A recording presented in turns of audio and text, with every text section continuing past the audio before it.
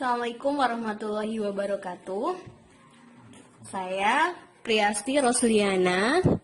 Mari kita bersama-sama untuk belajar dari rumah. Untuk siswa-siswi kelas 9, khususnya untuk pelajaran matematika.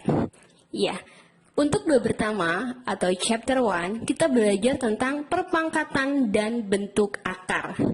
Dengan kompetensi dasar untuk 3.1, yaitu pengetahuannya, menjelaskan dan melakukan operasi bilangan berpangkat bulat dan bentuk akar serta sifat-sifatnya. Untuk KD keterampilannya adalah menyelesaikan masalah yang berkaitan dengan sifat-sifat operasi bilangan berpangkat bulat dan bentuk akar. Kata kunci untuk bab ini yang pertama adalah bilangan berpangkat, kemudian yang kedua bentuk akar, dan yang ketiga adalah notasi ilmiah. Tujuan dari pembelajaran materi perpangkatan dan bentuk akar adalah untuk menghitung bilangan pangkat bulat positif dan negatif, menghitung bilangan pangkat rasional, menentukan bentuk akar, merasionalkan penyebut, dan menentukan persamaan pangkat. Itu beberapa tujuan intinya. Iya, anak-anakku semuanya, karena kita belajarnya jarak jauh, mungkin ada beberapa kendala, tapi Ibu harapkan kalian bisa memahami materi yang disampaikan dengan berbagai keterbatasan ini. Kenapa sih harus belajar materi perpangkatan? Nah, kalian tahu nggak berapa jarak dari planet bumi ke matahari? Kalau yang belum tahu, boleh ya buka Google-nya atau tanyakan ke guru IPA kalian. Kalau kalian harus menulis semuanya tanpa pangkat, Ibu jamin deh ribet ya, butuh ruang yang panjang juga dan waktu yang lama. Nah, maka dari itu kita menggunakan perpangkatan dalam menuliskan jarak dari planet bumi ke matahari. Kemudian, ukuran dari mikroba atau bakteri itu kan sangat kecil. Nah, itu digunakan juga menggunakan perpangkatan ya, dalam mengerjakannya atau menuliskannya. Dalam IPS juga, untuk peta, jarak, dan sebagainya. Maka dari itu, banyak sekali kegunaan dari pangkat. It's so important. Hampir semua pelajaran itu menggunakan perpangkatan juga. Otomatis kalau di matematika itu pasti. Ini adalah materi basic yang diperlukan untuk materi-materi yang lainnya. Mind maps dari materi perpangkatan ini sebenarnya ada di buku paket kalian. Peta konsepnya ada bilangan berpangkat, kemudian perkalian pada perpangkatan, pembagian pada perpangkatan, pangkat 0, pangkat negatif, bentuk akar, dan notasi ilmiah. Nah, yang pertama, bilangan berpangkat atau eksponen, bab 1 ini. Apa sih sebenarnya pangkat? Pangkat itu adalah perkalian berulang dari suatu bilangan yang sama.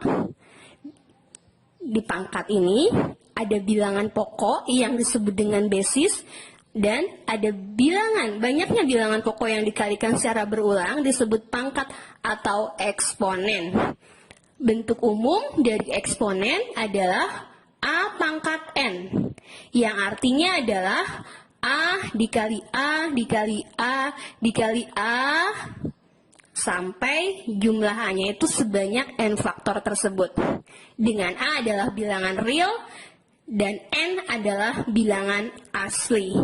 Yang masih lupa apa itu bilangan real, bilangan asli, bilangan bulat, bilangan prima, dan yang lainnya, silakan buka kembali buku kalian kelas 7 atau kelas 8-nya.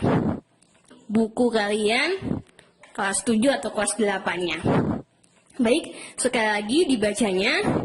Kalau misalnya ada A pangkat N, dibaca A pangkat N. Kemudian A disebut dengan bilangan pokok atau nama gaulnya adalah basis, dan N disebut dengan pangkat. Pangkat bulat positif. Ini yang pertama. Ya, bilangan bulat itu ada yang positif, ada yang negatif, dan ada yang nol. Kita belajar tentang pangkat bilangan bulat positif terlebih dahulu. Nah, contohnya, misalnya ada A dikali A, itu sama aja dengan A kuadrat, atau A pangkat 2. Kemudian kalau ada A kali A, kali A, kali A, kali A, sama dengan A pangkat 5. Artinya, A itu pengulangan perkaliannya sebanyak 5 kali. Contoh lagi, kalau misalnya ada A kali A kali A kali titik-titik kali A, A-nya sebanyak N kali, maka bentuk perpangkatannya adalah kali A. A-nya sebanyak N kali, maka bentuk perpangkatannya adalah A pangkat N. Nah, contoh perpangkatan nih, dalam bentuk angka. 3 kali 3 kali 3 kali 3 kali 3. 3-nya ada berapa kali? Ya, ada 5 kali ya. Maka di sini adalah pengulangan 3 sebanyak 5 kali. Ditulisnya adalah 3 pangkat 5. Nah, ini berlaku juga untuk bilangan pokok yang negatif. Di sini pangkatnya yang positif, bilangan bulat positif, tapi bilangan pokoknya bisa negatif atau bisa juga pecahan. Ini kalau dalam bentuk iya ya, atau dalam bentuk bukan bilangan angka. Nah, selanjutnya menghitung nilai perpangkatan. Contoh nih, ada 2 pangkat 3. 2 pangkat 3 hati-hati ya, jangan sampai kalian itu menyebutnya 6. Kebanyakan yang sudah-sudah itu seperti itu. 2 pangkat 3 itu berapa? Banyak yang bilang 6. Itu salah banget. Harusnya adalah 2 pangkat 3 itu adalah perkalian berulang angka 2 sebanyak 3 kali. Atau sama saja dengan 2 dikali 2 dikali 2, sama dengan 8. Kemudian kalau misalnya contoh kali 2, sama dengan 8. Kemudian kalau misalnya contohnya adalah bilangan pecahan, 1/4 dipangkatkan 2, sama dengan 1/4 dikali 1/4. Hasilnya adalah 1/16. Nah, pelajari kembali materi pecahannya jika kalian lupa ya bagaimana perkalian dalam pecahan. Nah, itu kalau pangkatnya sedikit. Kalau misalnya pangkatnya dikalikan kembali, contohnya 2 pangkat 9 dikalikan 2 pangkat 12 bagaimana? Tentu saja kalau misalnya ditulis satu-satu, 2-nya 9 kali, dikalikan 2-nya 12 kali. Jadi banyak banget ya nulisnya ya. 2-nya 12 kali. Jadi banyak banget ya nulisnya ya. Ada sederhananya nih, ada bentuk sederhananya, agar tidak terlalu panjang. Maka dari itu ada sifat-sifat dari perpangkatan untuk menyederhanakan operasi dari perpangkatan. Operasi perkalian, pembagian, pangkat, ya dalam perpangkatan atau dalam eksponen. Oh ya, sampai lupa, nama lain dari perpangkatan itu adalah eksponen ya. Jadi kalau misalnya ada yang nanya, apa sih eksponen? Eksponen adalah nama lain dari perpangkatan. Nah, sifat yang pertama yaitu perkalian pada perpangkatan. Jika ada A pangkat M dikalikan A pangkat N, sama dengan A pangkat M tambah N, dengan basis atau bilangan pokoknya sama. Ingat, yang harus digarisbawahi sama kalian, bilangan pokoknya harus sama, tidak boleh berbeda. Jika berbeda, tidak berlaku penjumlahan pangkat ini. Baik, pembuktiannya seperti apa? Ini pembuktiannya. Ada di kotak yang berwarna putih ini. Suatu saat nanti ya, ketika live kita tatap muka, boleh dijelaskan pembuktiannya. Sebenarnya sederhana ya. Kalau 4 pangkat 2 dikali 4 pangkat 3. Itu artinya adalah 4 pangkat 2 itu 4-nya 2 kali. Kalau 4 pangkat 3, 4-nya 3 kali. Itu sama saja dengan 4 pangkat 2 tambah 3. Jadi 4 pangkat 5. Nah, beberapa contohnya ini. Jadi kita lihat bilangan pokoknya. Kalau bilangan pokoknya udah sama, kita langsung saja mengoperasikan tanpa banyak berpikir, pangkatnya tinggal dijumlahkan. Contoh, A pangkat 2 dikali A pangkat 3, berarti udah sama ya, bilangan pokoknya adalah A. Tinggal dijumlahkan pangkatnya. 2 tambah 3, hasilnya adalah A pangkat 5. Kemudian contoh yang kedua, B pangkat 2 dikali 5, B pangkat 8. Nah, bilangan pokoknya juga udah sama ya. Ini 5-nya beda ya. Maka dari itu, ini adalah perkalian jadi kalian harus ingat ya bahwa yang sejenis bisa dikalikan, kalau yang enggak beda ya. Berarti di sini ada enggak angkanya depan B kuadrat? Tidak ada ya. Kalau tidak ada berarti angka 1. Berarti ini sama saja dengan 5 kali 1 dikalikan lagi B. Pangkatnya tinggal dijumlahkan saja. 2 tambah 8. Maka hasilnya adalah 5B pangkat 10. Dan yang C ini 3 pangkat 6 dikali 3 pangkat 6. Bilangan pokoknya sama, yaitu ada 3.